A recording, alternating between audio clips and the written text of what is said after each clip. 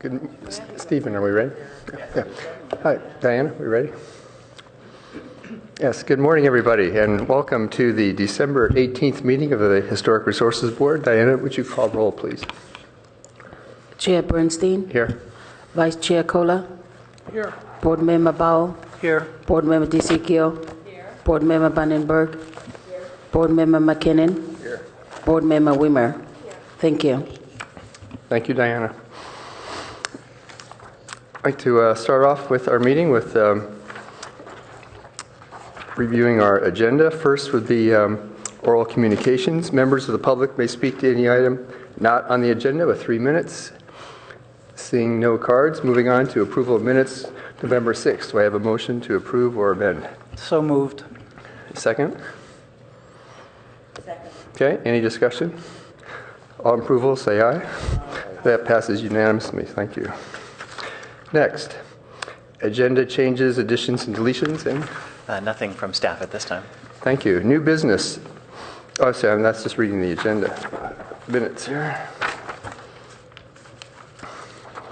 Next, new business. Public hearing. Professorville Design Guidelines. Request for review of draft design guidelines for residential development in the Professorville Historic District. Shall staff have any presentation? Yes, thank you. Good morning, Chair Bernstein and board member Stephen Turner, Advanced Planning Manager. Staff is pleased to present the board with the draft of the Professorville Design Guidelines. Before we get started, I do want to say a number of thank yous to the work of the committee that has been formed and meeting over these past few years to work and produce the guidelines. First of all, board members Bernstein and Kohler as the two representatives from this board to sit on the committee and work with community members on developing the guidelines, and then community members Alan Aiken, Peter Childers, Gogo Heinrich, Barbara Wallace, and also thanks to former HRB board member Natalie Lukianoff, who is no longer on the committee in that she has moved away, but we do appreciate the service that she provided, especially early on in the process. A little bit of a background. In 2011, the City Council, as part of a relatively contentious review of a project in Professorville, directed staff to develop a set of design guidelines, including compatibility criteria for new construction within the Professorville Historic District.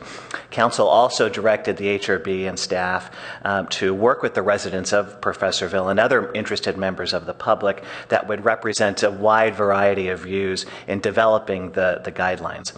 Council also recommended at that time that staff develop a written process for the review of any future proposed demolitions and new additions to structures in Professorville, and also encourage and require the early review of designs by the HRB prior to a formal review. The board has always promoted the use of study sessions and preliminary reviews early on in the process, and Council essentially wanted to emphasize that to property owners and applicants, and recommended that we do so. Staff is now handing out, and I didn't bring, unfortunately, copies with me, a handout to provide guidance to Professorville property owners and architects, and also property owners who have properties on the historic inventory about what can happen if a demolition is proposed to their site, if they want to demolish their house and build a new one, or if they want to add on or renovate their existing historic structure. The handout is 2 pages. It's relatively straightforward, and it is really based upon discretionary review and the types of processes that's required going forward. And we think that has been a big help in assisting property owners to understand the process that is required for review of those projects. And we've been using that form for a couple of years now, and it seems to be working pretty well. With regards to the guidelines, the committee started to meet in 2011 to really convene and work on the guidelines themselves. The committee met early on and started off with some basic review about the Professorville District, and the committee really took it on themselves to really try to understand the Professorville District, and community members and committee members went out and walked each street within Professorville and looked at each house and designated in terms of its historic category, the type of architecture that was there, the year that it was built. They did a lot of research to really try to understand the characteristics of Professorville, and I think that comes through in the design guidelines. The committee moved on from there and started to work on the key Professorville design guidelines themselves that you see in your packet, but there was some kind of early work and some kind of foundational elements that the committee adopted before they started working on the design guidelines themselves. Number one is really the foundation for the Professorville guidelines and other types of historic review that come before the board is that projects within Professorville do need to be consistent with the Secretary of Interior standards for rehabilitation.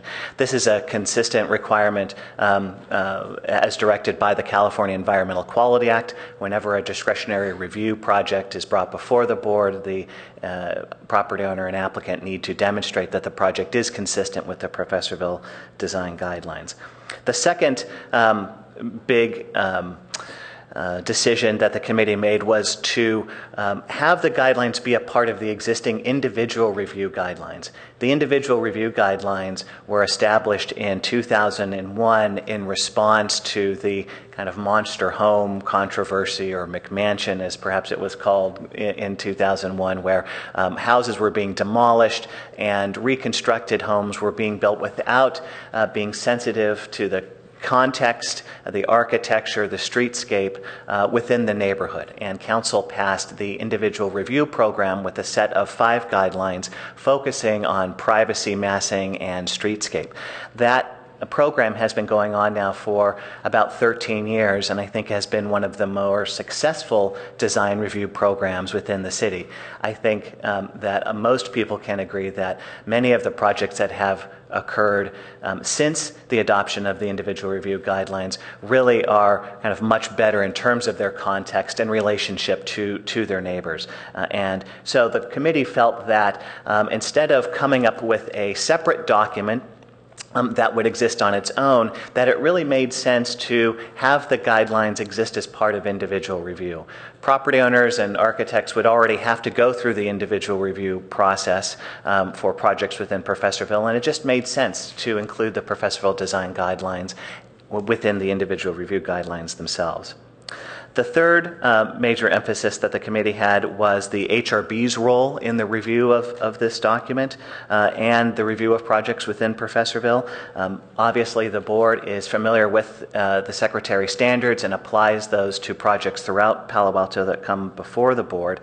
And the committee felt that, again, as did council, that early review of projects by the HRB can result in better outcomes. If an applicant or a property owner can hear the concerns or the support from the board, knowing that they are going in the right direction with their design, that could add a lot of benefit, that could set expectations early, and the resulting outcome would be better. And so the committee wanted to make sure that they emphasized early review by the HRB.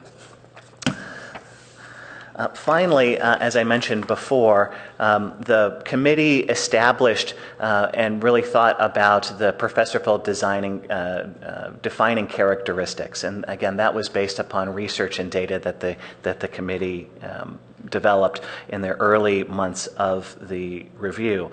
And the guidelines contain a statement about the Professorville district and its defining characteristics. And I'll repeat it here. Of course, it's in the guidelines and in your staff report. The statement is, Professorville has an exceptional number of historically significant homes, a rich collection of diverse architectural styles, a distinctive land development pattern, and substantial landscaping. The statement then concludes, to promote and preserve these defining characteristics of the district, the following key points are provided for owners and prospective owners of residential properties in Professorville who are contemplating exterior modifications or new construction. And that statement, I think, really kind of anchors the guidelines. It's a touchstone, really, about what the guidelines are all about. And so I think it's really important to have that statement within the guidelines so that people have that kind of base understanding of Professorville, and I think it can help them with their designs and moving forward and ultimately to a successful conclusion. The committee then started in on the key points, but there were two additional considerations that the committee thought about and addressed within the guidelines themselves. One was the applicability of these guidelines, and the second is the concepts of differentiation and compatibility. With regards to applicability, the committee made a relatively bold recommendation with regards to applicability. As the HRB may know, the individual review guidelines are applicable to property owners who are proposing a new two-story house, a second story, a new second story, or in addition to an existing second story. The Professorville Committee wanted to expand that applicability just for the properties within Professorville to require that new one-story homes would also be subject to individual review and the Professorville guidelines. Additions of more than 150 square feet to any floor or to the existing one-story, and relocation of a home more than 4 feet horizontally on the property. If a project comes through that meets those applicability standards, those projects would be subject to individual review and to the Professorville guidelines. That is something that would require a code change in that the applicability portion of individual review is contained within the municipal code, and so staff would propose a municipal code change to add to that applicability requirement within Professorville. The second item, as I mentioned, was the concept of differentiation and compatibility, and these are defined for the purposes of the guidelines. I think there are many ways to interpret differentiation and many different ways to interpret compatibility, but the committee felt that we should have a specific definition for the purposes of the Professorville design guidelines, and those are outlined within the guidelines themselves, and certainly staff and the committee would want to hear the board's comments on those. The definitions are established really as expectations for the successful expression of each of these concepts.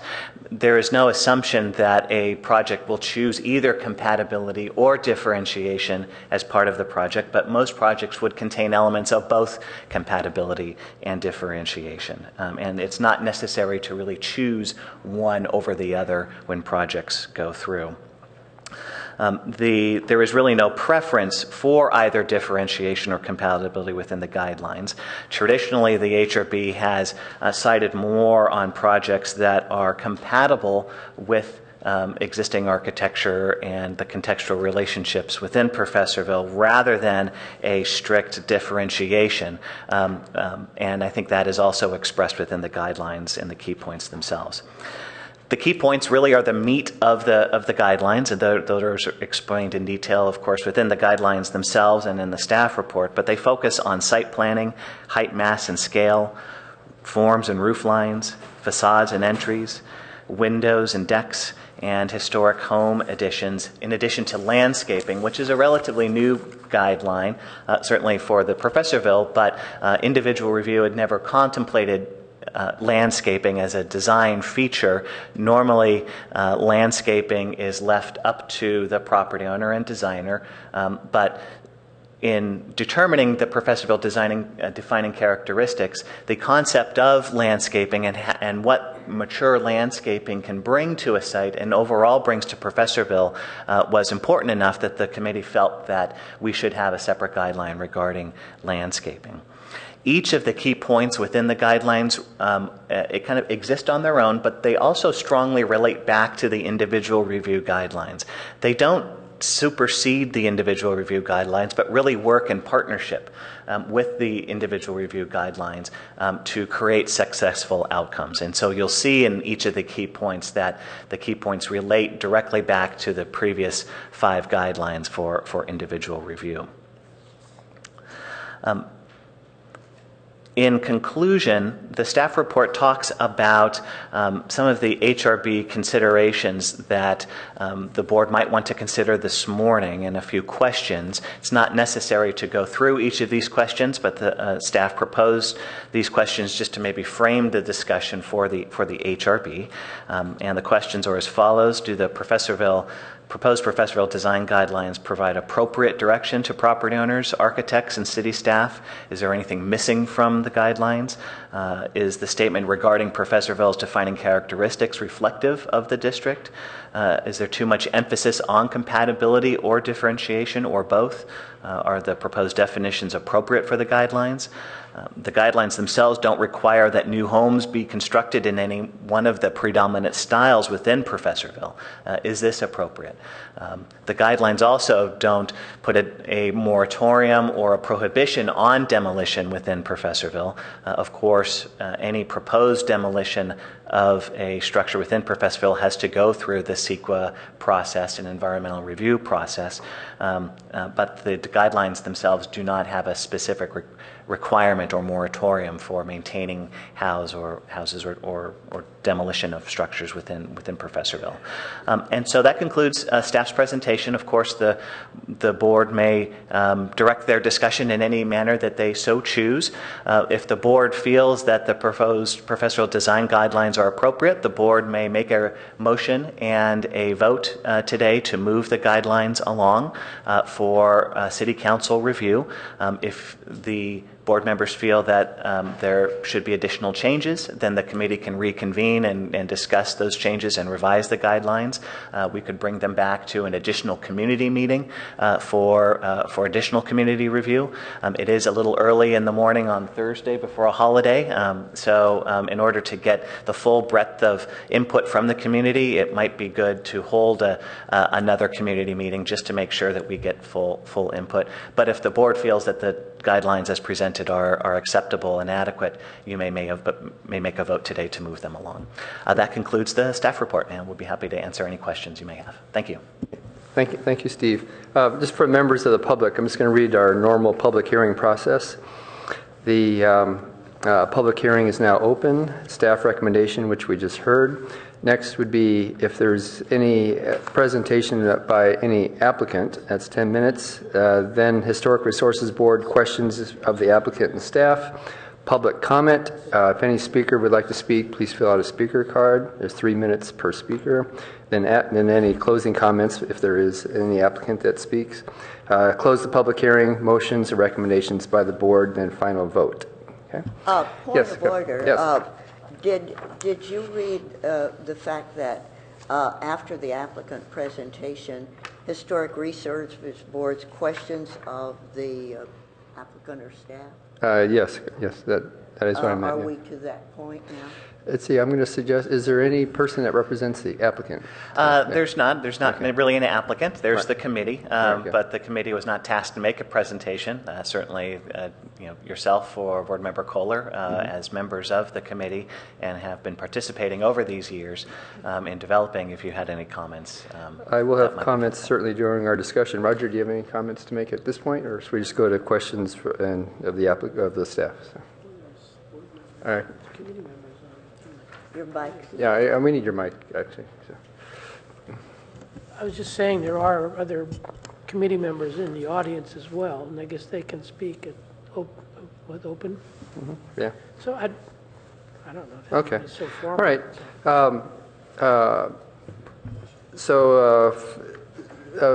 Stephen, is that if we just almost make it like it's not advertised as a study session, but just have a kind of open discussion between other committee members if they wish to speak on the... That's fine. Yeah? Yes, Yeah? I think so. Okay, great. I assume because of our formal process, they still need to fill out a speaker card? Yes, please. Yeah, okay, good. Okay, well, let's start our normal process of any questions for the board of the staff. So, good. Beth, go ahead. I was wondering whether in the discussions there was ever, I know guidelines often try to take a very positive tone, but whether there was any discussion of a session that should address some cautions that there are penalties for demolitions of portions of the structure that weren't approved by the HRB, unauthorized removal of features.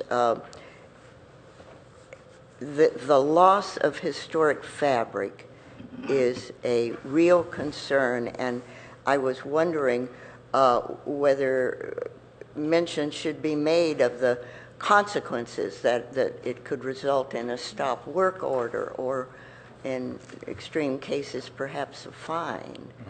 Thank you, Board Member Bunenberger. That's a very good question. And to start off, I would invite any member of the committee who would like to respond as well, and invite them up to the microphone and provide a response, as well as Board Members Kohler and Bernstein. There wasn't any specific discussion about whether or not to include, say, warnings or statements that that property owners should be careful with regards to certain projects within Professorville, including demolition and change, without going through the proper process. Certainly, the board members are aware and have had to deal with a number of those types of projects, not only with Professorville but with other historic buildings throughout Palo Alto as well. And it puts the HRB in a difficult position at times to have to review projects that perhaps have gone down the line and gone too far, or perhaps have not reached out to the city staff or to the HRB about the correct process, and it puts the HRB in a specific in a bad position initially. So that, but the committee, as far as I'm aware, did not have any discussions about specifically not including those types of warnings. So I think if the board feels it's appropriate, that we could add not anything that would diminish the tone of the document, which is intended to be a very positive forward document, but it could be helpful to state, what are some of the concerns if the processes are not followed. And we have had several processes in Professorville in which the project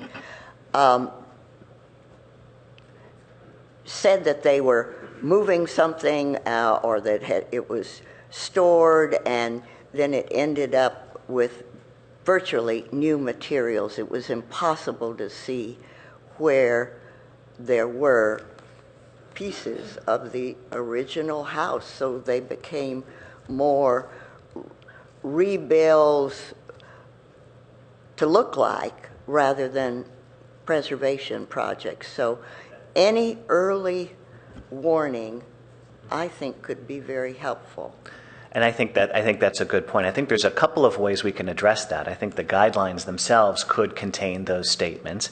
The board members also have talked about a slip sheet that could be inserted into building permit documents that, much like Public Works has for stormwater management, for historic homes, there could be a slip sheet that talks about the historic preservation rules and requirements. Oftentimes, staff has to deal with these changes kind of after the fact, when the building is under construction and all the permits have been issued, and that's a difficult position to be in. So I think there's a couple different ways we can attempt to communicate those requirements to the appropriate people all the way through the process. And I think the Professorville guidelines are an opportunity to do that early in the process too. So I think that's a good comment. My other question is a concern about cumulative impacts of minor changes that come in, but if the house is sold and resold, then a little nibble of a change here, a change of a porch, a change of windows, a change of all sorts of things, can little by little diminish the value and the integrity of that particular property. Most of the Professorville owners are good custodians of their properties, but this does become, and it happens over a period of time, and before you know it, the whole district is imperiled because there are too many places that have been changed little by little. Yes. I think that if any member of the committee would like to respond to that, I think that would be helpful, or any other member of the board. Again, I think this is a good question that applies not only to Professorville, but with other historic districts in town. And it may be an issue that other cities are dealing with regards to their historic inventory on their historic resources. Any board member has any comment or that they might be able to add or refine the guidelines to maybe address that issue? This is not, I know that's happening in many communities about that it becomes a cumulative problem, and then finally the homeowner says, well, it's changed so many times, so let's just change it again. And you don't know where they've actually started from. But another comment I just wanted to make, and I've seen it happen in a community, basically Coronado, California, very historic community, and many of their it's a tourist attraction to see that these houses are preserved. But you see this problem happening with homeowners that they want to build up because, again, it's the property, the land that this little house is on is worth so much money that they want to build the big house.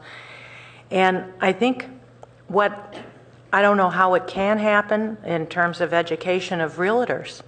The situation doesn't just occur after the homeowner has bought the home and then they say, well, we were unaware of this and our realtor didn't explain to us that we would have to go through this procedure, which the guidelines are, I think, extremely address a lot of issues very well.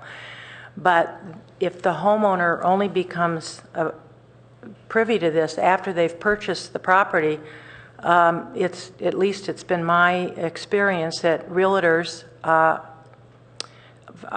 really more positively into property rights and also making the sale. And this adds an extra burden, if you will, on the realtor to say, you really should be aware of all this, and where do you go to include them in this process, or how? I think that's another good comment. You mentioned kind of the property rights emphasis that exist, I think, in some respects, and certainly the board is aware that that Palo Alto's historic preservation ordinance is not very strong. For projects that come before the board, the ordinance states that the HRB's advice is voluntary. It's voluntary compliance for the HRB advice. Now, by the fact that the California Environmental Quality Act requires consistency with the Secretary's standards for discretionary projects, that's the tool that the HRB can use to really require projects be consistent both with the Secretary's standards, but also through these guidelines consistent with the context of the neighborhood.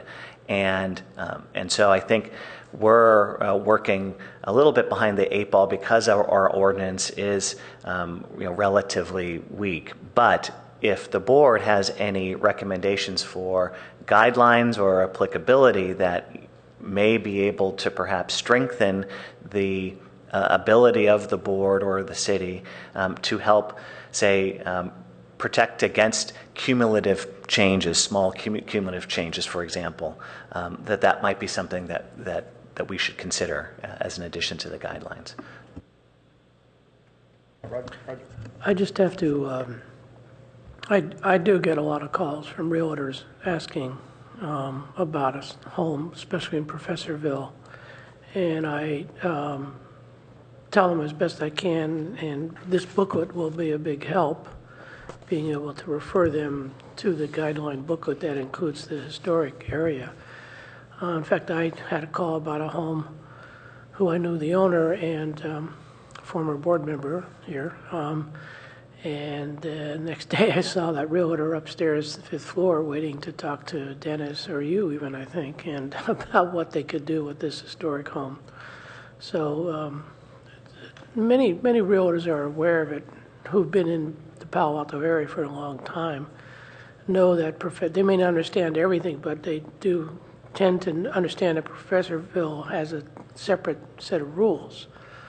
So it's not exactly, they're all out there to get us, but and most homeowners actually will once they hear about it being in Professorville, also, potential homeowners, I'm sure you've gotten calls, and Dennis, from homeowners thinking about moving to Professorville about questions. So. Yes, we staff off regularly. I mean, every week we get a number of calls from interested members of the public and potential homeowners about what could happen in Professorville. And I think with the tools that we've developed over the years, we've been able to answer those questions, I think, effectively. So they go away with an answer that they can count on. I think that's been helpful. And so we're very willing and happy to speak with those people to give them that direction. And I think you're right. I think the Professorville guidelines will help them even more with their future projects. David. Stephen, I'm wondering why we are limiting these guidelines just to Professorville. Why not all the districts? I mean, why wouldn't these guidelines be, this proposed series of steps, be appropriate for all the historic districts? It was the specific council direction to develop Professorville design guidelines. So following council's direction, we're focusing on Professorville. It wouldn't be too much of a stretch to indicate that these similar types of guidelines could apply in other areas, but the Professorville Committee was very careful, I think, in crafting the key points to relate them back to the Professorville defining characteristics. And so, could these guidelines right now exist in other be applicable to other areas in Palo Alto? They might be. I think maybe with some minor tweaks and changes they could apply, but the committee themselves really focused on Professorville and the defining characteristics, and so we really didn't look at, other than in our analysis in trying to define Professorville, we did compare Professorville with other neighborhoods within the city, but that task was really only meant to try to put a definition to Professorville and then come up with key points that we think address those characteristics. Good. You led right into my next question, which is, historic districts are different than individual buildings in that it is the sum of all the buildings that creates the historic significance. Mm-hmm. So, as they tell us in the seminars we attend, losing one building at a time is like a slow death, bleeding a slow death. Dying from a slow death. Anyway, I would wonder why we don't have a definition of historic districts and like a specific discussion of that in these guidelines, so people understand that one building is significant not because of itself, but because it's part of the whole. Well, the guidelines do it in perhaps not a direct way, but an indirect way. On page 18 of the guidelines, there is the statement regarding the Secretary of Interior standards for evaluating significance within registered historic districts. And so it talks about kind of the standards when evaluating existing structures within the district. And it speaks a little bit about each of those buildings' contribution to the district overall. It also indicates that new structures within a district tend not to contribute to the district unless there's some very specific reason or aspect of the project that is intended to be consistent with the district. But overall, the committee felt that yes, this was a district that by providing and defining the Professorville characteristics or character-defining characteristics in conjunction with this statement of the Secretary's standards for evaluating significance within historic districts, it was a kind of a signal that we do understand that each individual project within Professorville really does contribute to the overall Professorville feeling. And so I think it was important for the committee and good for the committee to put that statement in there, although the HRB would not use those standards in evaluating additions to existing homes or modifications to existing homes. That statement is in there as kind of informational purposes only. Yeah, I think the Secretary of Interior standards very carefully cover additions and changes to existing buildings. I think what I'm most concerned about is when the district starts changing because we lose buildings, which is why we're here. I mean, that's why this review was undertaken. Don't we have in the city planning and zoning ordinances benefits that accrue to historic property owners? Things like daylight plane exemptions? The municipal code does have special exemptions for historic properties in Palo Alto through the home improvement exception process. The committee also realized that the use of the home improvement exception process for historic homes could result in greater compatibility with an individual building with its neighbors, and encourages property owners who qualify for those historic preservation exceptions to use them if the use of them would result in a better overall structure. There are not any specific incentives built into the municipal code or to these guidelines that would provide a benefit for either maintaining an existing house or building to one of the existing styles within Professorville as described within the guidelines. There's nothing like that. But that's a good question. That might be something that the board want to consider in a recommendation to council about incentives that property owners could benefit from in order to realize a specific goal, perhaps. So last comment. I would, a couple of board members have done work on historic buildings in San Francisco. San Francisco has a different approach to their buildings. Everything that you do to the building is discretionary. And the first thing they require that one provide with your permit process application is a history of the building. And researching the building history actually helps one understand the historic context within which it's built, and I think it changes one's approach and understanding of that building in its context, and I wonder if we shouldn't adopt that as well.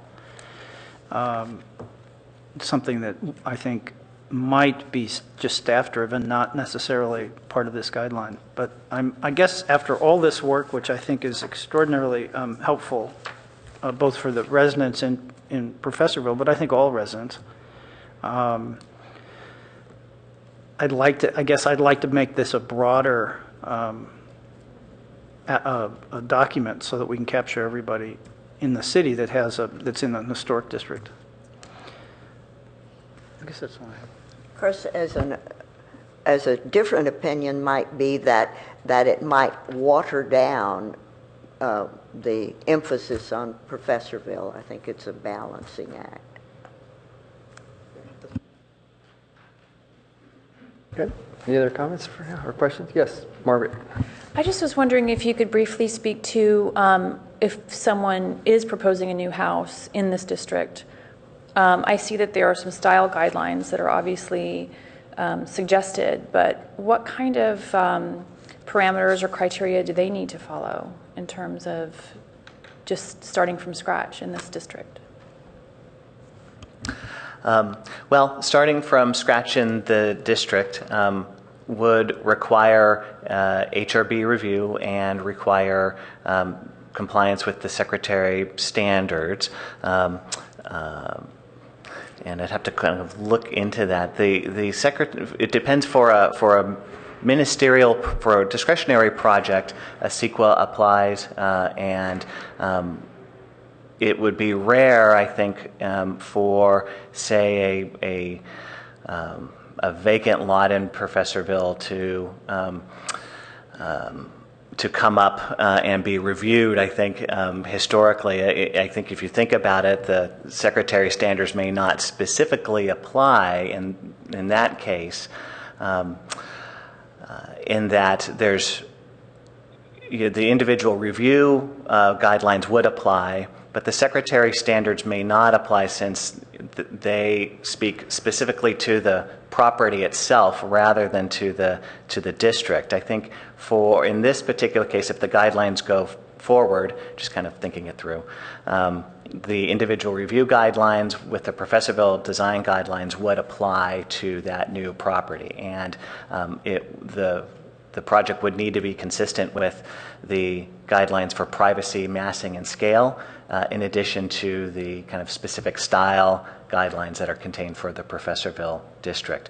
I think I'd probably need to go back and check and confirm any other historic regulations that would apply. I'm thinking just off the top of my head that the Secretary standards may not specifically apply, because it would be essentially a brand new modern building, even though it may be consistent with one of the existing architectural styles within Professorville. So that's a good question. I can follow up to make sure that we have a good response on that. So I know that you've gone through the district and looked at, it sounds like almost every property, every house. What percentage of the houses in that district are contributing as opposed to non-contributing? I'd like to look towards Mr. Aiken in the audience, who did a lot of research on this, to maybe describe some of the data he collected and some of the findings that helped define Professorville. I have forgotten how to turn on the mic. Is this already on? Okay, thanks. Sorry, this is thanks to for the kudos from Stephen, but actually this work was done by a lot of other folks, so I just summarized. The short and unsatisfying answer is there is no way to know what percentage of structures are contributing, although we do know that for the National Register district, the expansion in '93 didn't identify the contributing structures or the criteria for determining which structures were contributing. So for the district as a whole, as it exists today, there's no way to know. Within the National Register district, I could probably get you that number. I don't have it off the top of my head. But you may remember that the National Register District has quite a gerrymandered boundary, and as a result, the percentage of contributing structures is quite high, because Bogosian and Beach did a good job of including as many contributing structures and excluding as many non-contributors as possible. But even there are a few that we just don't have records for.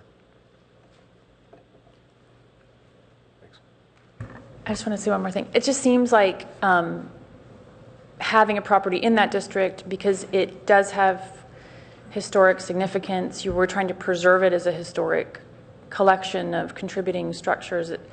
It seems like any new proposed project structure in that area, I know it's hard to mandate guidelines, but it would be interesting to try to have any new proposed houses follow some type of guideline. I know that's so touchy and so difficult, but it seems like because it is in that district, it should have certain inherent qualities to contribute. I mean, it might not officially contribute, but maybe gradually or eventually it will become a historic contribution. I don't know. That's just a question.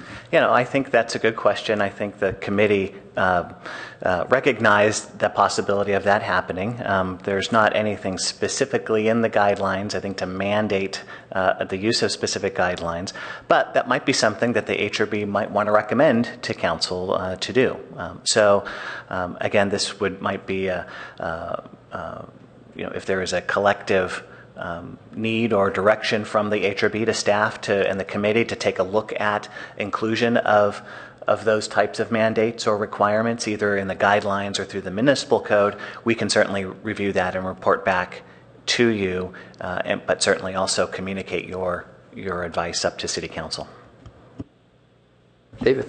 The board, I think, last year went to a seminar where this very issue was addressed, and we heard from the head of planning in Los Gatos, and Los Gatos has decided everything in their historic district has to look like everything else. So new buildings are designed and required to have a design that's not quite identical, but they push the definition of compatible pretty far.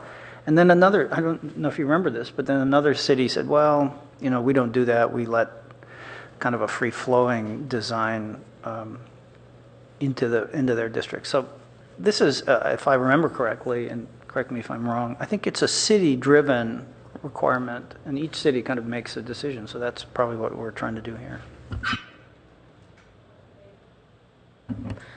When you just spoke of Los Gatos, are you saying the whole town or the Almond District? That Almond District right off Yeah, they have a district in Los Tate Gatos. Street? Right. Yeah. I don't know the boundaries of it. I just Right. remember that Yeah. the director of planning said. You can definitely tell the Victorian houses that are new from the Yeah. old, though. They are definitely differentiated, but yes, I've noticed that as well. Thank you.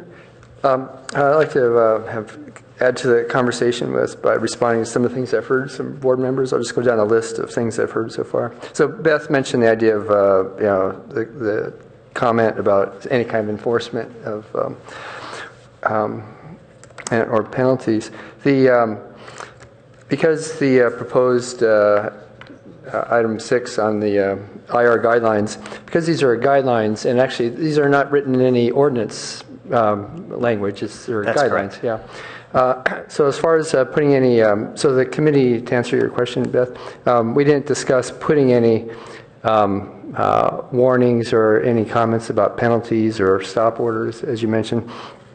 Those are already actually in law in the ordinance about if anything that requires adherence to, the penalties are already, I think, discussed. There are mechanisms that staff can use in order to temporarily stop a project until the proper review and approvals have happened. Ideally, once we get up to that point, the damage has already been done. That's and so correct, yeah. I think maybe what other board members might be saying, if there's ways that that city staff or perhaps our guidelines and rules can communicate early that watch out, make do those types of things that if you don't follow the rules, it could cost you time, money, Sure. different types of things. So. I think, isn't there one process already where if it comes to the deconstruction and demolition, that if the owner or builder or contractor does not submit receipts showing proof of construction, that a certificate of occupancy is not granted? Is that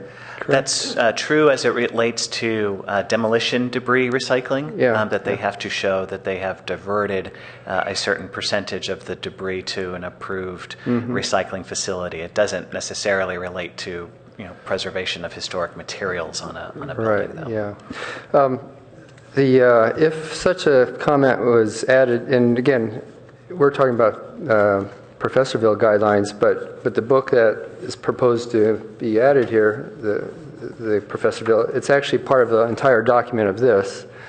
And so, for example, it says locate garages to be minimally visible or significantly less prominent.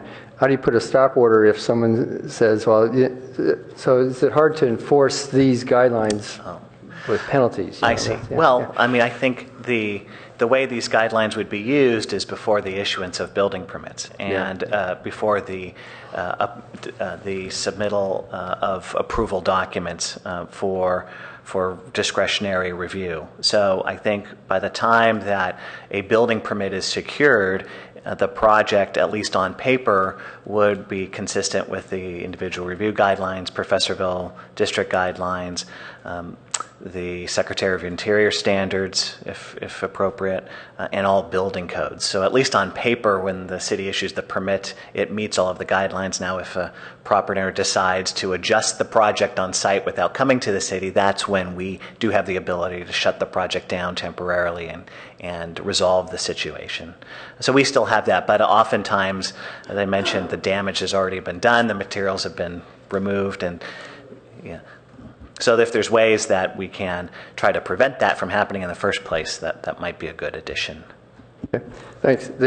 So as we move along, if there could be proposal for wording that the HRB can then review again, or the public can, Anyway, so I think it's a good issue to think about, how to craft word and about the warnings. Yeah, good. The other issue that came up in our conversation this morning is the idea of cumulative impact.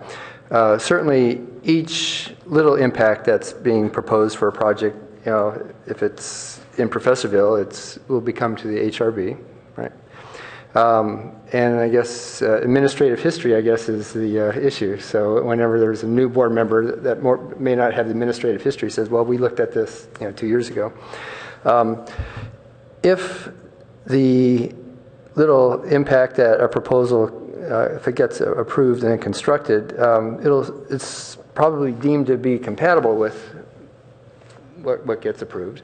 And then as we know from the historic guidelines, that each new impact in itself becomes historic if it goes through a review process. That's kind of the history of Professorville too. So maybe that's just the risk that review bodies have. I think that I'm sorry, just to jump in, and the board, or actually the municipal code that governs the board's activities includes HRB review for major projects. It also allows a process for staff review of minor changes that the board typically would not see. If there is a concern that those minor changes that perhaps don't come up to the board kind of level review could reduce the overall character of Professorville over time, is there something that could either be added to the guidelines or to the municipal code to kind of help prevent that, if that's appropriate or not? Yeah. Another possible way to help identify that to board or future board members, if maybe in a staff report there's the history of past approvals. And just for board members to know, well, here are those incremental changes that have been. I think staff does that now. Okay. Yeah. All right. Next, Pat mentioned the idea of the responsibility of real estate agencies to disclose local ordinances and including guidelines. Well, I guess that's their. I don't know if that's their legal responsibility, but I think they take that. Yeah, go ahead. Can I make a comment on this? It's my understanding that anytime any real estate agent is made aware of any material, anything that would have a material effect on a property, they're obligated to disclose that. I mean, the disclosure laws. That's why real estate agents give you 150 pages of disclosures. So one of the ways that we could promote this is simply for the city to send it to every real estate agent in like the global county organization. Say, look, you need to be aware that these guidelines occur, and then they would be required to provide that. Some of the tools that we give currently out to agents and interested property owners include the municipal code for historic preservation, the 2-page handout which describes the review process that's required for demolitions or alterations to properties that are on the historic inventory or within a district. We also give out what's called a parcel report, and the parcel report is a 1-page document that provides a kind of an aerial map of the site with dimensions and then key site characteristics, including the zone, district, the lot size, the setbacks, the historic designation or historic district, and oftentimes those documents end up in disclosure packets that new property owners or prospective property owners get. We could add additional tools. I mean, in addition to the handouts that we have, we could have a special handout that talks about the guidelines themselves or speaks to Professorville as a district and some of maybe the character defining features of Professorville. Again, these are all types of communications and customer service types of documents that we can continue to hand out, and we can work with the board to develop those. But we would also be interested to find out if the guidelines themselves or perhaps the municipal code should be adjusted to take into the considerations of changes within Professorville. And so we'd be interested to hear any comments you may have on that. Yes. Yeah. I'm sorry. I guess I just feel like some early warning to people is better than saying, well, that's what the code says, but because people typically don't wade through huge documents on municipal code. So I think there would be some value, particularly in warning about possible consequences as early as possible. Okay. Yeah, I'll suggest, Pat, I know you're waiting to speak. If any board member, Beth, if you want to, even make suggested wording and stuff like that, and then return that to the committee. So Roger and I are on that committee. And then we can present that to the committee for any future committee discussions. Right. Okay. Pat, you had your line. I think this is an excellent tool. And, there are an awful lot of realtors in Palo Alto, but there's also in every community or county or whatever, board of realtors, as there's an HRB.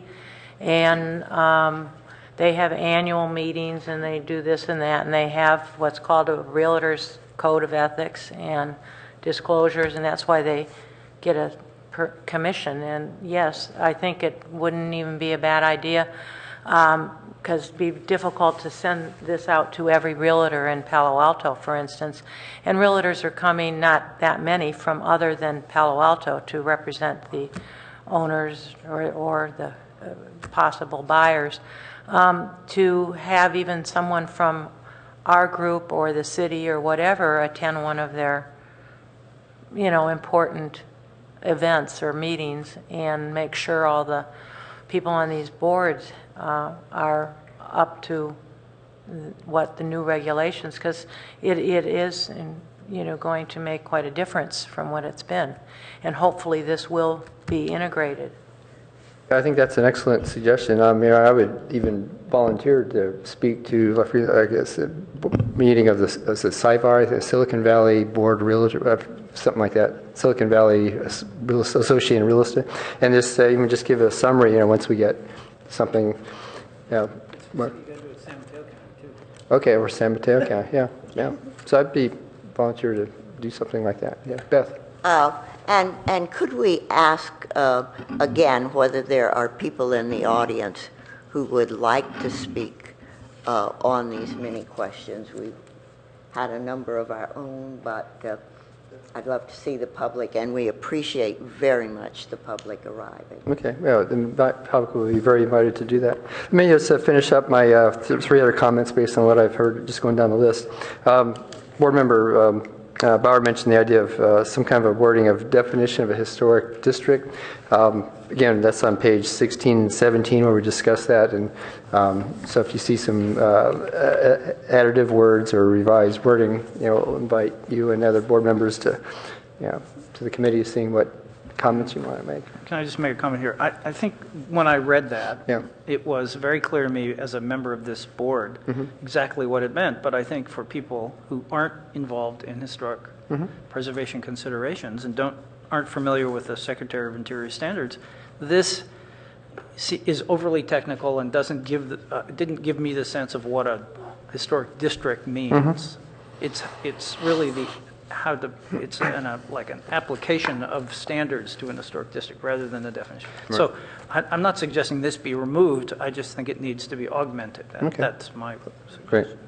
And then as far as your other comment about, what about other historic districts? Again, we're directed by council, okay, speak to Professor Bill, so that's why. So, but I agree with Stephen Turner's comment that, these can probably be tweaked, if owners of homes in other historic districts are saying, boy, this could really help us and give us a little more security, or if council directs that.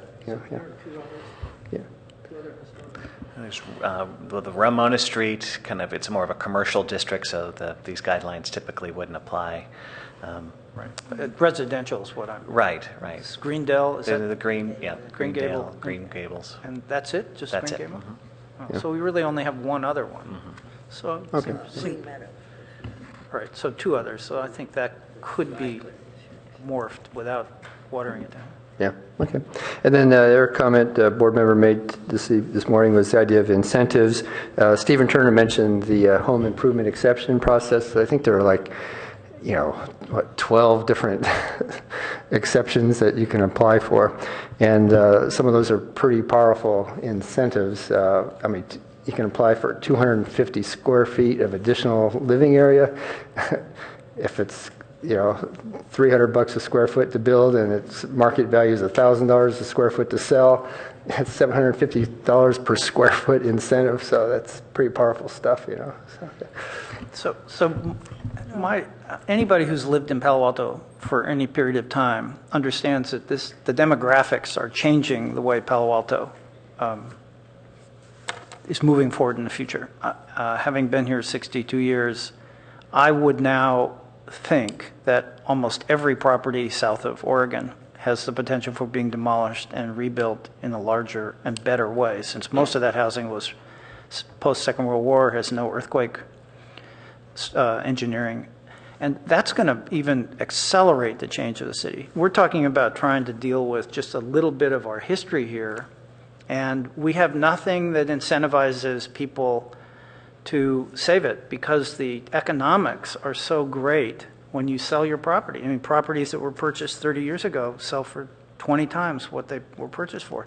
And I don't want to deny people the economic advantage of this change, but it seems to me the city is going to have to come to grips with this change in some really proactive incentive way, like Mills Act, starting to use the Mills Act. I'm not sure what all the options are, but I just don't see that pressure subsiding anytime at all. Well, Stephen, but properties in Professorville, if there's any discretionary application, CEQA kicks in. So there's the protection, right? There is protection, but there's really no carrot that would allow a property owner to say, okay. And I think Board Member Bunnenberg is right that most property owners in Professorville are very, very good stewards of their property and really take good care of the existing homes that they have. And so I think we can use that, but there's no additional incentive or benefit that is built into the process right now. And that brings in Mr. Bauer's comment about the model in San Francisco for historic preservation, which it's a pretty incredible model. If you want to make any alteration to residents in San Francisco, step number one in the planning department is presumed your house is historic. And the process is that you go through a review, and if it's determined then your house is not historic, then you can do what you want through other design guidelines. But it's presumed to be historic, and that's a culture of San Francisco. It's not the political culture of Palo Alto. So that'd be a way to really enforce things. And the first conversation you must have as applicant, you're speaking to the historic planner. And then they go through the whole history. And you said that San Francisco has a lot of good records, post-earthquake. So I should say, having done this, I own a building in the Liberty Hill Historic District in San Francisco. That's not an onerous burden. This is not thousands of dollars worth of consulting fees. I did the research, and they encourage owners to do the research. It's simply a record search, and it's useful. They work with owners, and they actually are pretty proactive in helping owners figure out what is protected and what is not. So this is not just another layer of thousands of dollars of expense, which I don't want to impose on anybody. But it's a way of changing the dialogue, I think. I think just to follow up on that, and I think we're lucky in that, at least in Professorville, and at least perhaps the original boundaries of Professorville, we do have a lot of very good research on our existing buildings that are there. And the expanded boundaries that represent the existing boundaries of Professorville with the additional structures added, I think also has a level of research and analysis done, perhaps not quite at the level as the original inventory for Professorville, but I think we're in a good spot kind of existing right now. I mean, I think, is your building historic? If you're in Professorville, yes, it is. I mean, you may not be on the inventory, it may be a contributing structure, and in that case you may need to do some perhaps additional research. But I think we're starting from a pretty good place generally within Professorville about kind of the historicness, so to speak, of the buildings in that district. Then Pat mentioned the idea of property rights, and again, that's I think part of a strong culture of Palo Alto is that hey, this is property, individual rights, and let's be cautious about what we're allowing governments to say versus the San Francisco model of let's assume it's historic and then you must prove that it's not. Yeah. Okay. I think, can I just make a comment on that too? I know David brought up something that hasn't been getting a popularity vote in Palo Alto is incentives like the Mills Act. There's so many communities that are involved with that, and that's a huge incentive, especially if you buy a house in Palo Alto and what your property taxes are going to be. And it's worked so successfully. Like San Diego County, I think, has the most properties under the Mills Act in the whole state of California, and it's somewhat misunderstood how the tax benefits do and do not affect revenue for schools and so on and so forth. And that certainly would be one incentive. Also in San Diego County or the city of Coronado, other incentives if you have a historic property and you want it designated as historic property, it's a voluntary application. And as a result, fees are waived for preservation, restoration of your, if you go into the city, you pay $5 instead of $500, for instance, to put a new roof on your house because you're restoring it.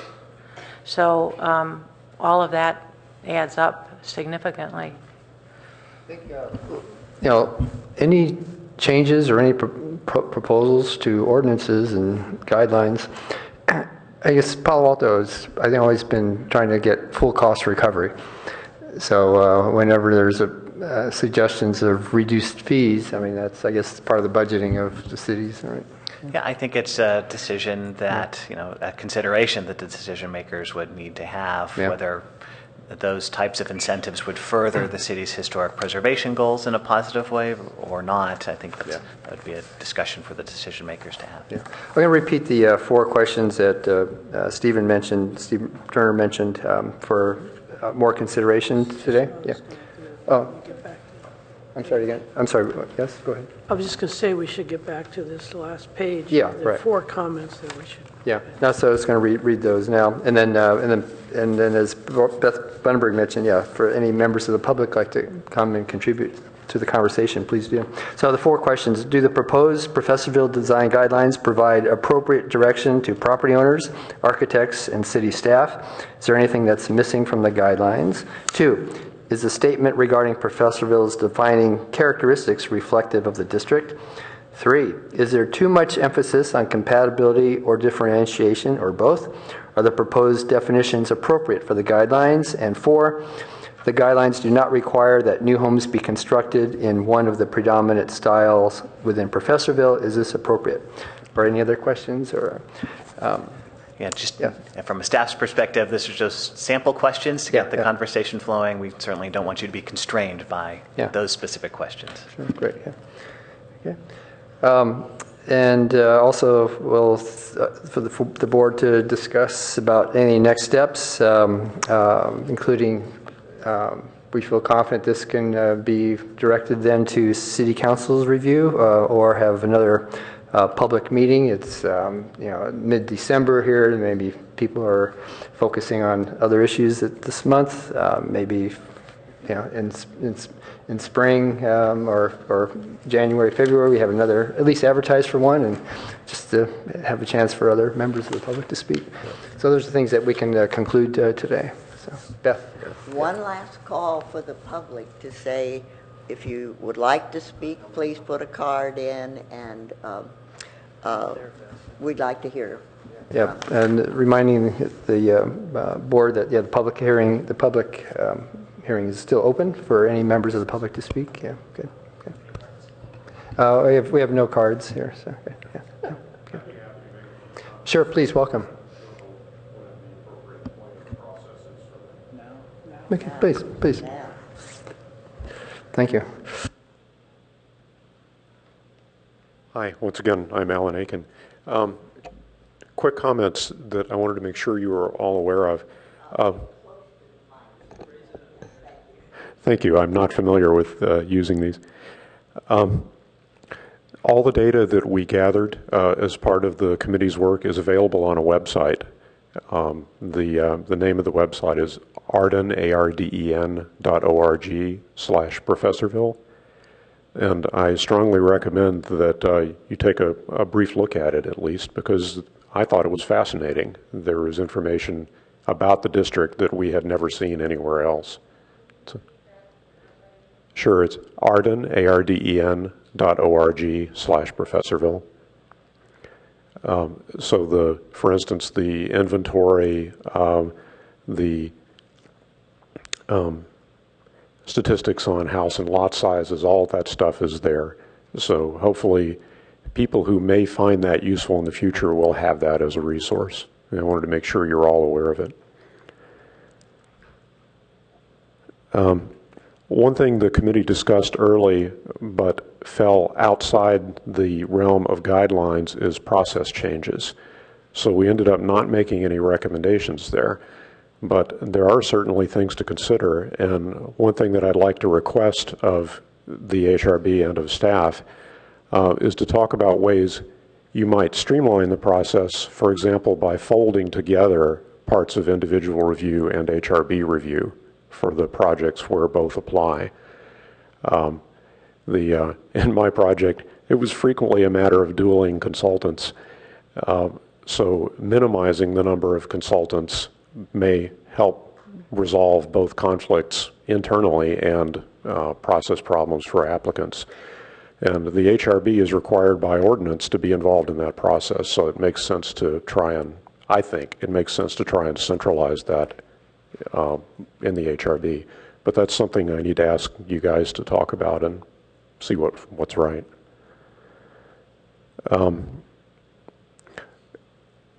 Board Member Bauer asked quite a few interesting questions, and I think rather than try and address all of them, I'll just hit a couple of high points. It would be interesting to apply some of this process to the other districts, but some of the things that we developed are clearly inapplicable. And number one on my list would be the architectural style issue. Because if you're down in Green Meadow, you probably have to build an Eichler. Yeah, so you really have to be prescriptive about that down there. Whereas in Professorville, we have the interesting history of development of the district.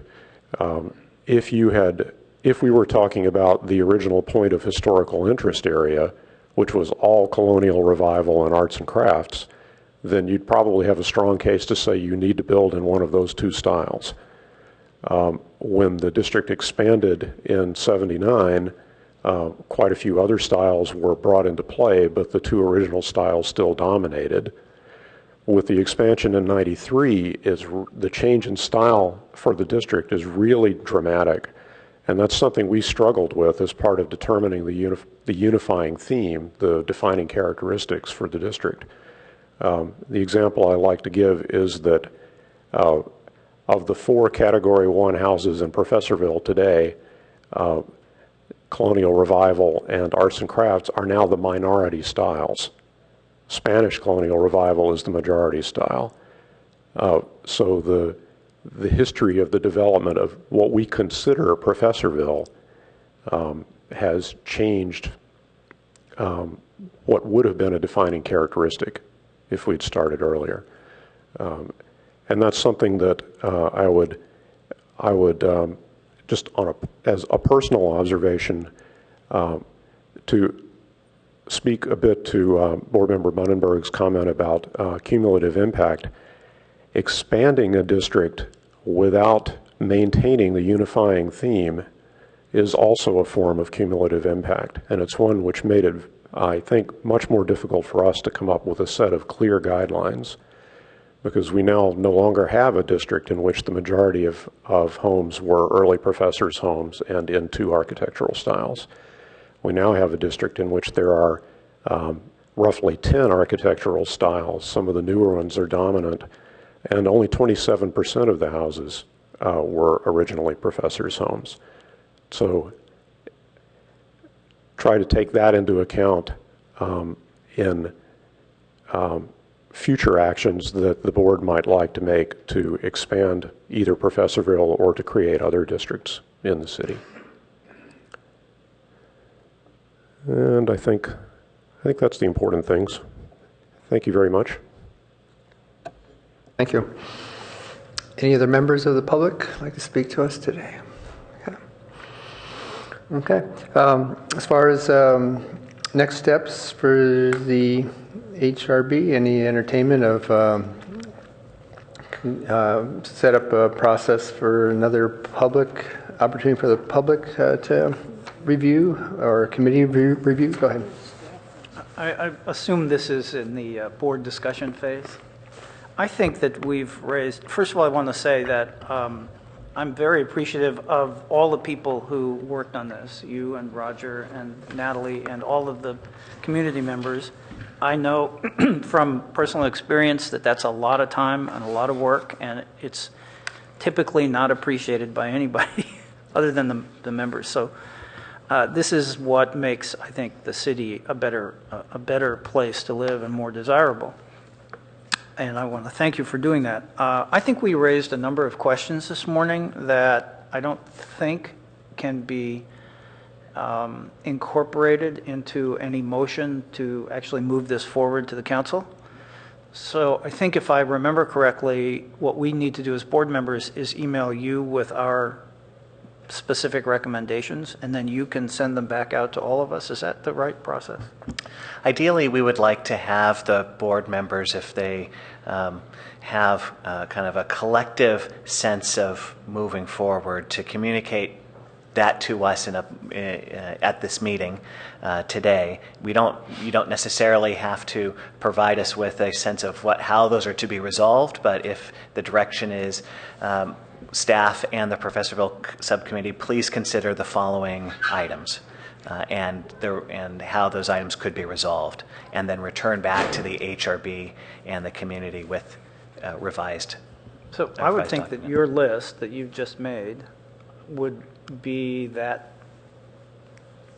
guidance.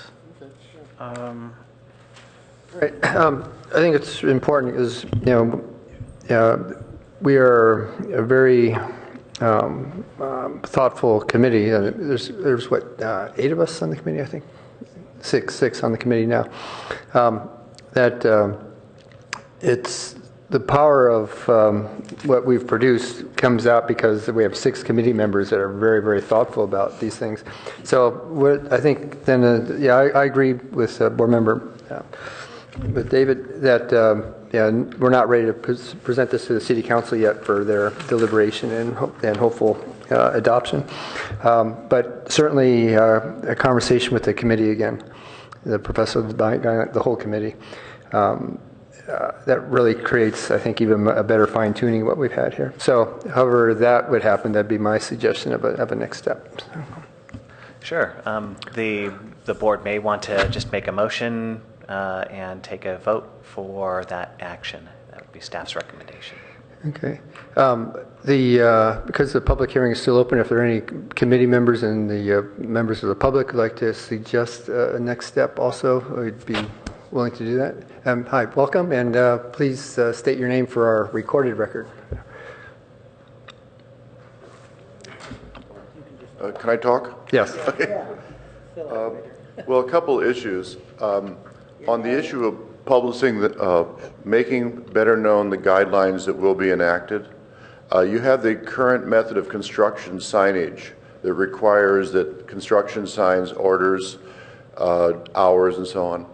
If you had a well-presented format of 2 to 6 pages that can be plasticized and added as a signage, the people who buy the homes are your target group, and they're not yet residents or realtors, but they do wander around the neighborhood, and the people who are wanting to change the home are the people you most want to address because you want them to be informed and thinking in advance. They're very likely to look at the construction signage because they're going to be looking at homes that are going to be demolished or remodeled, and they're going to be thinking that way. So adding an appropriate level of signage that explains this in, fifth grade language would probably be useful. On the issue of the real estate agents, remember the disclosure requirements are the seller's responsibility, and they're not primarily a realtor's responsibility. Mm-hmm. If realtors are, in general, often not allowed to cite government codes or laws to buyers because they're advised by their own firms and have company policies against this. For example, in my role as an attorney, when I advise people to buy houses, I advise them to read the entire city file. Go get the file. Get the building file, get the zoning file, read the whole thing yourself before you complete the transaction. But most large firms, and I've been in contact with some of them, I've recommended they provide this. They're not allowed by their organization to provide this information because if it's incorrect, if a page is missing, then they're on the hook, you see. So you could have something where you mail something to sellers of houses. I don't know if that could be a city function. You could mail the guidelines out to people you see houses are listed and recommend they may wish to disclose this to the buyer. In general, buyers are charged with knowing all the laws. Newspaper advertisements are a second element, but that's a pretty expensive route for the city to take. However, it just occurred to me this morning, and I'm always hesitant to bring up an idea early in the morning, and because I admire people who actually get up and work this early on a regular basis.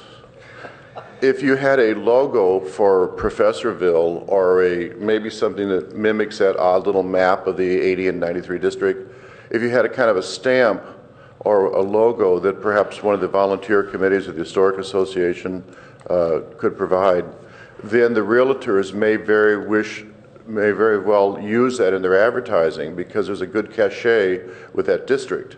And they might want to put it in a little corner of their ad to further heighten the notion that this is a Professorville house, because that, I think, adds to the perception of value right now and would be voluntarily included in some ads. And it could also perhaps add a little bit to your method of disseminating your information. Yeah.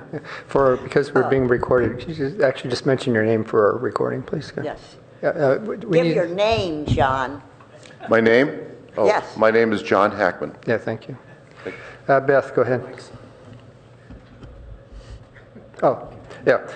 I have some comments too, but okay. John, I think you inspired to me a very creative idea. We do have signs on properties that says, tree protection zone. It says noise ordinance, hours. What if there was two languages? What if there was? I mean, that's a very intriguing idea. If there was just some stamp saying, Professorville property or something like that. Anyway, it's a very intriguing idea. Beth or David, you had a comment? Yeah. Does the city mark the property records as being part of the historic district, just like we mark flood information?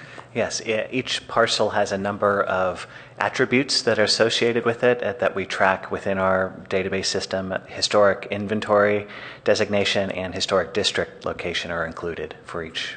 So anybody searching the city records would potentially come across that information?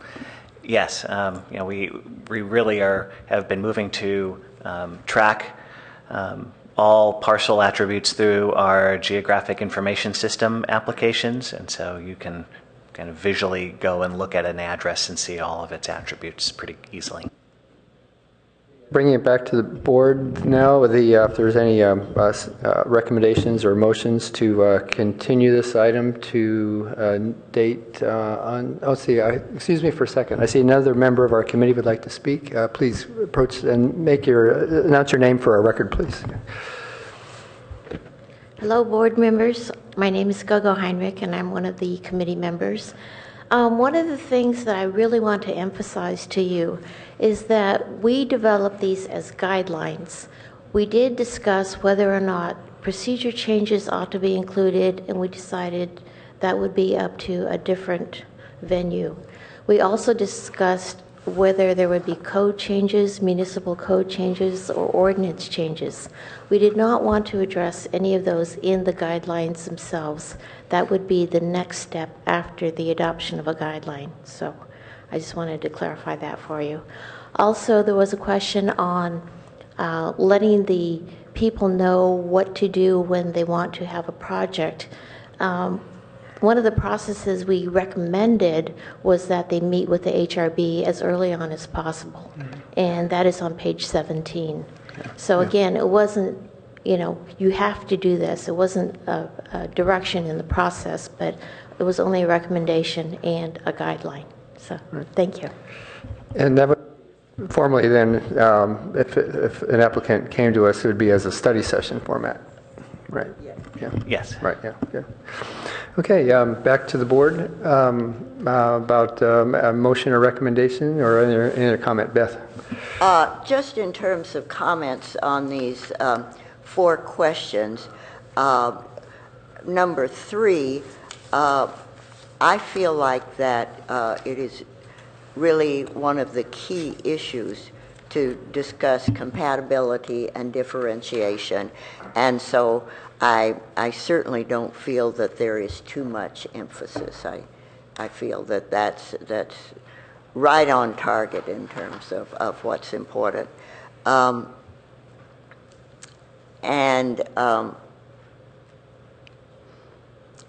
think that the statement on Professor Ville's defining characteristics is really a quite well thought out kind of thing. I think that it's primarily for me 1 and 4 that we particularly need some more thought about, some more chances to digest what we have, and they're complex questions. And I do feel that it would be important to have time to get things circulated and either have a meeting of the committee again, or maybe committee and the public, because I feel like the more we can make this process open to people, the better we are. So, Michael, go ahead. Yes, I agree with Beth. I think the public involvement is very important here, and we should give the public further opportunity to get exposed to this information. What I think could be useful is that does this make sense, Stephen? For the board to get comments to you, and then and you can help me with this, so that then once that comes back to the HRB in some format, or at least maybe the subcommittee of the HRB, Roger and I, and then a committee meeting is convened, and the committee says, yeah, these things make sense, or some alteration from what the HRB comments are. And then after the committee meets, then advertise for a public meeting, saying that way, because we had a public meeting and members of the committee each spoke to these guidelines. So if there's any kind of revision or fine tuning, that the public, and then bring it back to HRB then for a recommendation then to the council. Because I think the council, I'm anticipating the council is going to say, how many public meetings and outreach meetings did you have, and what is the public feedback? So I think it's appropriate that there be at least one more, because we only had, I think, we've only had one public meeting already, right?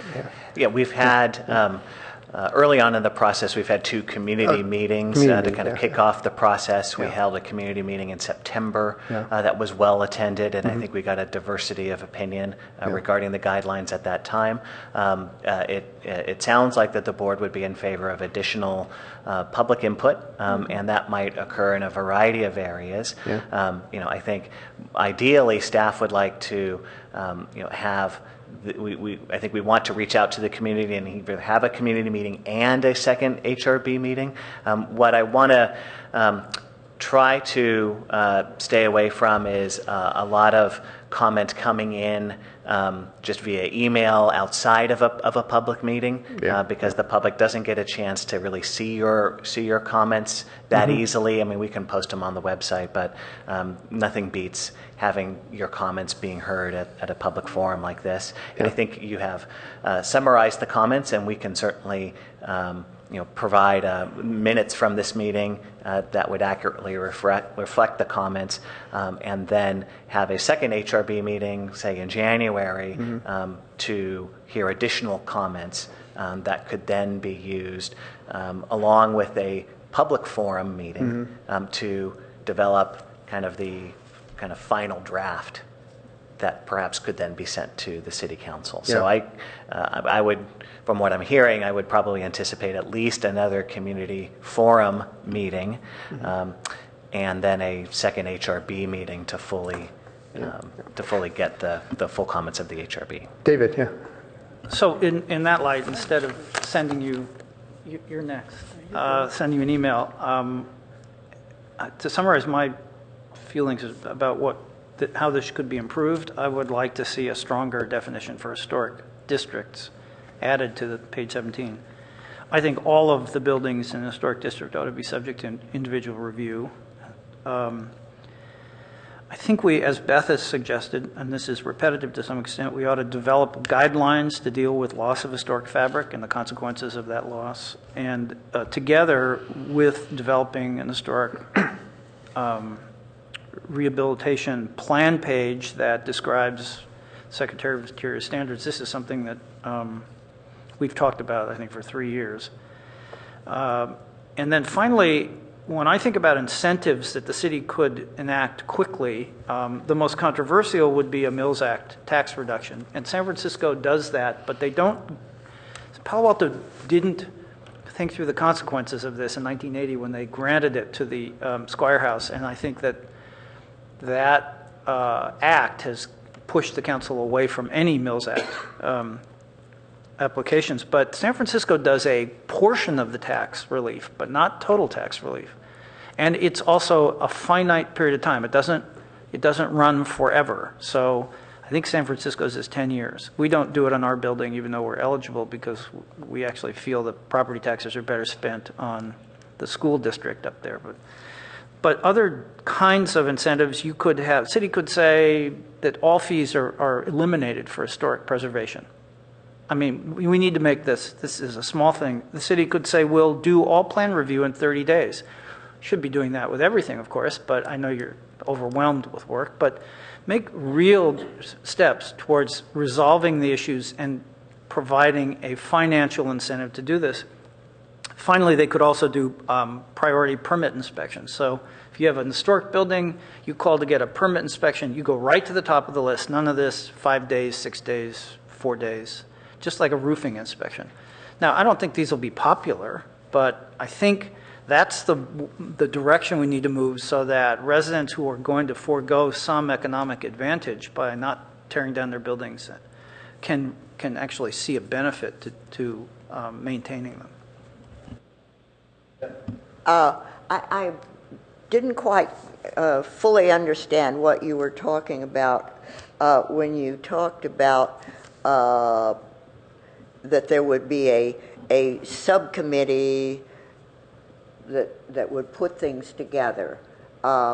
Subcommittee, I just meant the two HRB representatives on the committee. So.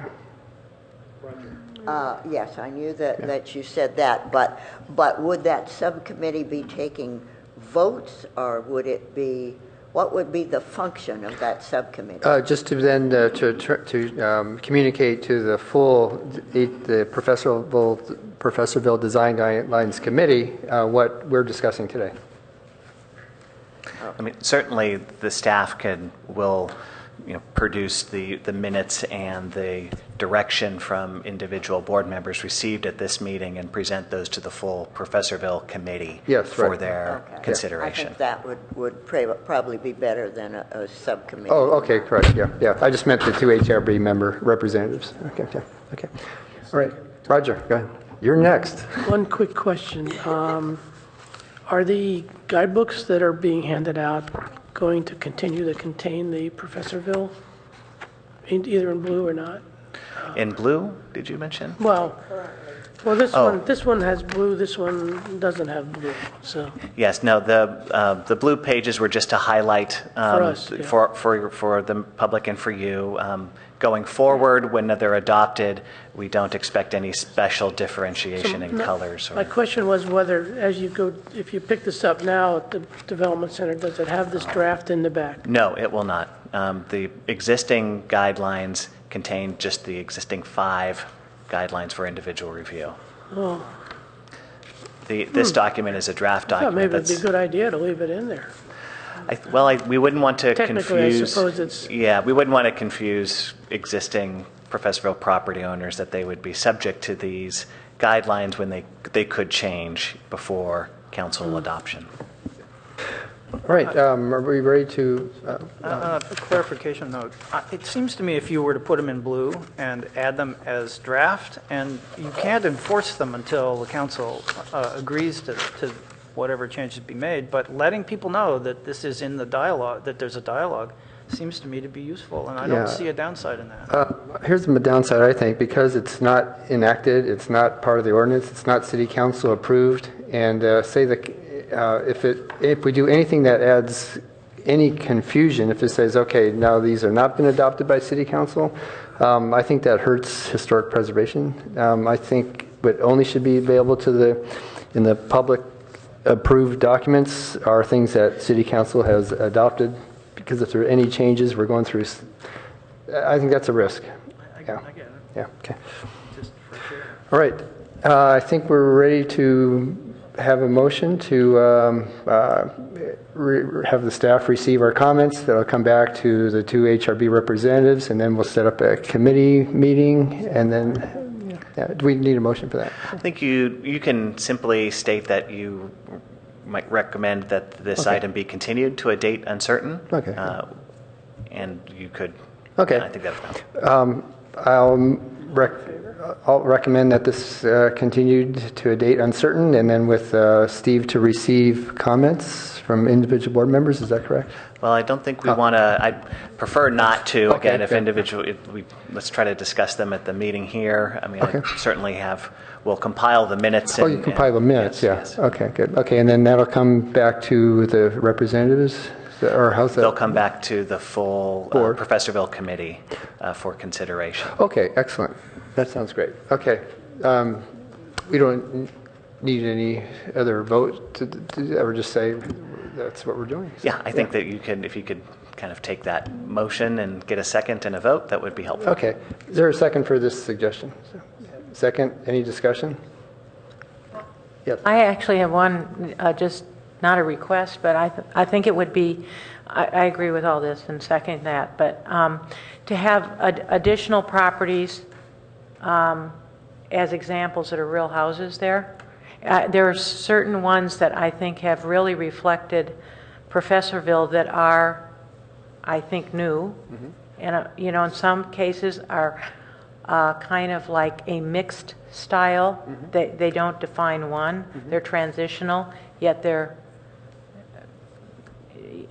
very much fit in. Mm-hmm. And I think that would be it would be helpful to me. I'd like to go around and take pictures of some of them and have that validated by someone in the city. Yeah. Does anyone else think that would be helpful? Sure. Yeah. Great. Okay. Yeah. There's certain ones I think that. Yeah. Having examples, I think that helps certainly members of the public to see, oh, here's an example. Because I think what a major overall goal is, how do we make the review process simple and clear and with some level of predictability? I think it just helps applicants to move through the process. Beth, your light's on? And just to comment on the visuals, on page 20, the little middle house in the after is such a box without sort of expanded roof. I'm not sure that it's a good sample to use. That it might have a little wider roof, maybe not as big an eave as a Craftsman house, but just a little expansion there to Okay, well, that's it. That'll be in the minutes. Okay, good. All right, all in favor of the motion, signify by saying aye. Aye. Opposed? That passes unanimously for those present. Thank you very much. And thanks for the members of the public for your excellent suggestions and comments. We appreciate that a lot. Okay, good. Okay. Okay, with that, we are... Yes, well, with that, we are ready to move on to the next part of our agenda today, and that is a board item, election of chair and vice chair. Staff, do you have any comments on this? Just a few comments. This typically happens about this time of year. That each year the board recommends a chair and vice chair to take up a new term. It's on a rotational basis. It's not any sort of strict requirement in terms of who will be the chair and the vice chair. But traditionally, on most boards and commission, it rotates between the members, and it is for a 1-year term. So this is just the appropriate time for any sort of board member motion and discussion. Okay, thank you. I'd like to actually start by making a proposed nomination for vice chair of the HRB, and I'd like to nominate actually our board member Margaret Wimmer. We've heard her comments and very thoughtful discussions on many of our agenda items here. And I think Board Member Wimmer is a very quick study about these things and speaks very eloquently to issues before us. So that'd be, I'd like to nominate Margaret Wimmer to be Vice Chair of the HRB. So, comments, please. Yeah. And I would like to place another name in nomination as well. Yes. I would like to nominate Board Member McKinnon, who has had a long-standing seat on the HRB, who was a preservation officer for the historic district Moffett Field, including a number of historic structures, Hangar 1 among them. And I feel that he has had a long history with us, and so I nominate Mike McKinnon. I realize that Board Member Wimmer is a very quick study, and I'm looking forward to working with her, but it's a little soon. I'm not sure that she's had an opportunity to do all of the requirements, including ethics training, and so I would nominate Mike McKinnon for vice chair. Okay. All right. We have 2 nominations so far for vice chair, Michael McKinnon and Margaret. Yeah, Michael, please go ahead. Yeah, I'd like to make a nomination myself.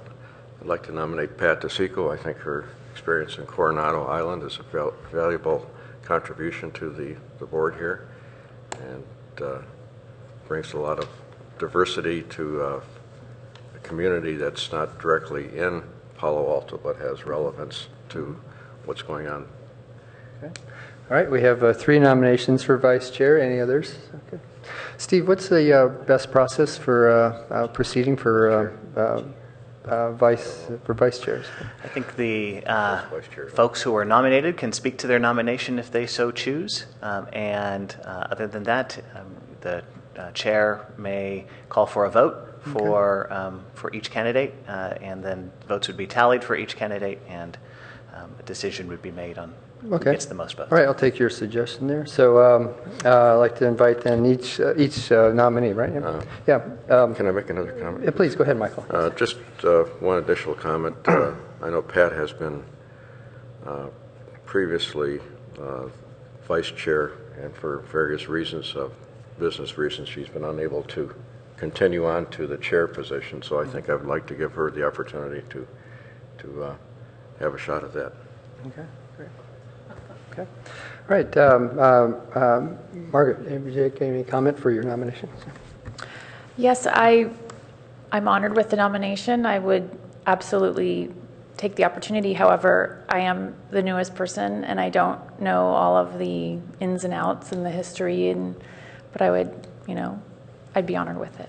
But I would ask for support. Of course, right. All right, and Michael, any comment for your nominations? I don't have any additional comments. I'm still a historic preservation consultant at Moffett Field. I was previously the historic preservation officer there, and we're trying to work through some very difficult issues at the Moffett Field, one of which is expanding the historic district there to include the airfields and some other areas of interest. And there's also been some talk about making the entire Ames campus a historic district. So I am involved with those discussions and decisions that are ongoing. Okay. And Pat, would you like to comment on your nomination for vice chair? I appreciate that Board Member McKinnon has put forth this nomination too. And yes, I have been very much involved with what goes on in San Diego County in the city of Coronado, and there's a lot to be learned by how other districts are involved with preservation, and I would certainly be honored to also participate as a vice chair. Thank you. All right, so Stephen, so it would be 4 votes then is the determining factor. Is that how that works? I believe so. A majority of the HRB. Okay. All right, so let's vote. We'll go in order of nominations. Okay, all those in favor of Margaret Wimmer becoming vice chair of the HRB, signal. Okay, that's 1. Okay, so next nomination was Michael McKinnon. All those in favor of Michael McKinnon becoming vice chair. So yeah, I'll pick that. Okay, that's 4 votes, 5 votes. Okay, and then to complete the vote, all those in favor of Patricia DeSico becoming vice chair, signal by saying aye. 1, 2. That's 2. Okay, so for my tabulation, it's then Michael McKinnon has been selected as a vice chair for the next year. Chair Bernstein, could I suggest that we make this a unanimous nomination? Okay, I accept that. Okay, all right. So if that's agreeable. Well, with the exception of myself, I won't. Okay. Excuse myself. Okay, so it's been then determined by the HRB that on a vote of 6 with 1 abstention, Michael McKinnon abstention, that Michael McKinnon has now been selected as vice chair for the next term of the Historic Resources Board. Okay. Do we need a motion to approve that, or is that done? Yep, okay, that's fine. done. Congratulations, Michael. Thank you. Okay, next I'd like to entertain nominations for chair of the HRB. So, any members of the board like to make any nominations? So. Michael, yes. Who's vice chair right now? You are. I mean, before. Roger. Roger. Yeah. Roger. Okay. Yes. Are there any nominations for chair of HRB? So, yeah. Michael. David.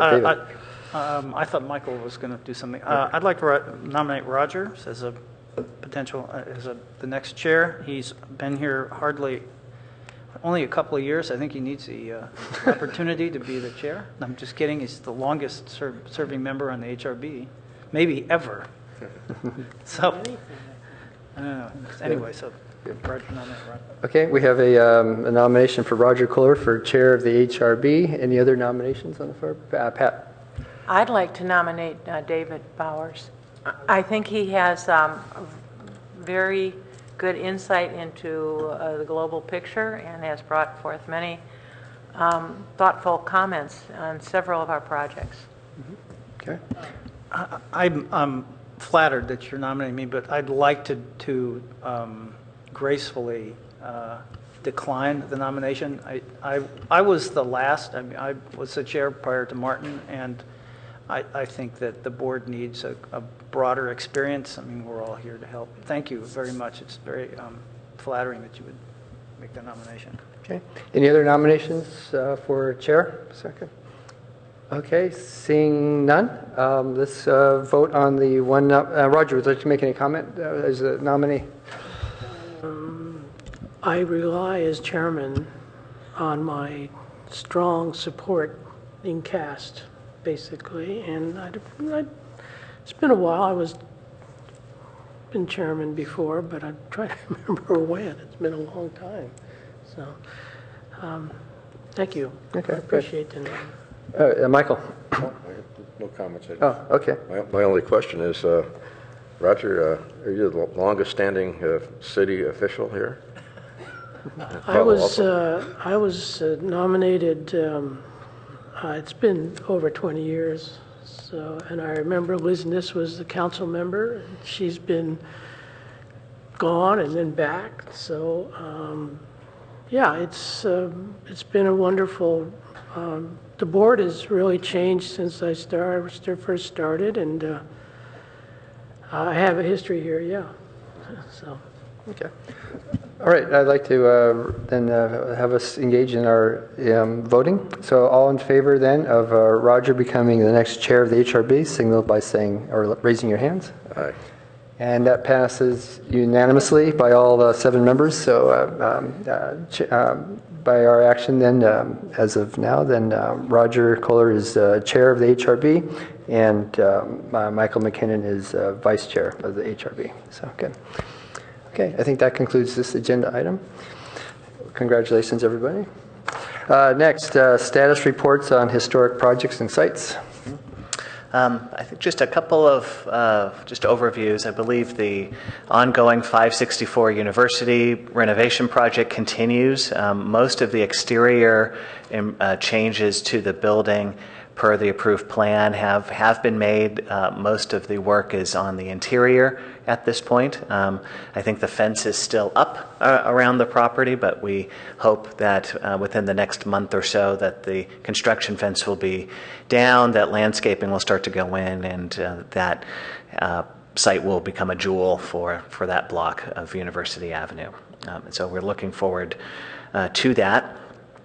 Just a question there, Steve. Sure, yes. Is that still an office type of proposal? It is, as far as we're aware, yes, it's still an office type of proposal as per the previously approved plans.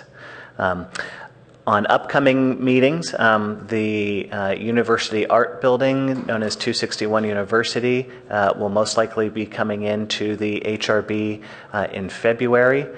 We are reviewing a historic report that has been submitted by the applicant, and the board might remember that the applicant came in for a preliminary review, I think earlier this year, for an addition to that building, essentially moving the usable basement area, converting that to parking, and moving that floor area to an addition off of Centennial Alley. And so it's expected that that will come before the board in February of next year.